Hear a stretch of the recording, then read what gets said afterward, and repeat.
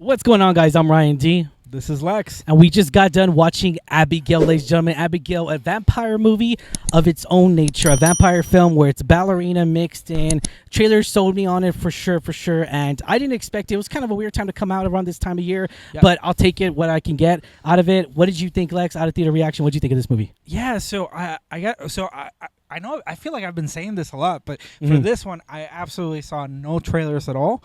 Oh, wow, okay. At all. I saw a bunch of ads. No, yeah, okay. I don't know. Like, I don't know if I was avoiding it. I don't think so. But I saw the poster, so I was like, you know what? It's a horror movie. That's all I knew. Yep. And I'm not gonna lie, I'm a little disappointed. I especially coming from director Matt Bettinelli, who made Ready or Not and the most two recent Scream movies, which I actually enjoyed a lot, especially Ready or Not. Ready or Not. Oh my God. I feel like this is not up to that same level, but I can't call it horror. There wasn't anything particularly scary around it. I gotta say, the audience, there was a ton of laughs. Yeah. And I just don't know if it was on purpose, and that's when I tend to have an issue. Is I don't think they were going for the laughs, but we got a lot of them here, and so I'm a little conflicted there.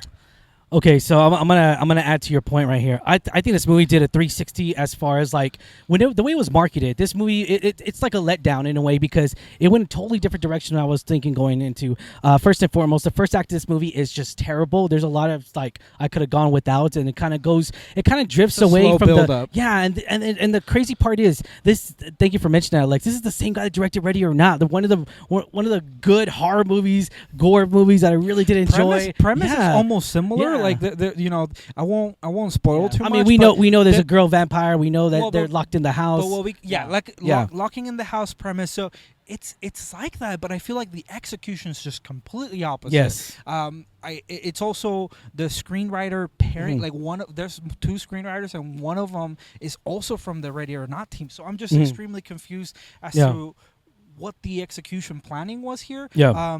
And you know what? The cast itself, there is a talented group of actors in here. Yes. I just feel like they weren't a lot. Yeah. There wasn't a lot to work with in terms of the dialogue and the storyline. Yeah. And the movie just didn't have an identity for me. It's a unique take on vampires, but I don't think it leaves a stamp in the genre. This is definitely the same concept as it sounded better or it looked better on script, maybe, and it sounded better, but the execution-wise, it just didn't hit me on the levels.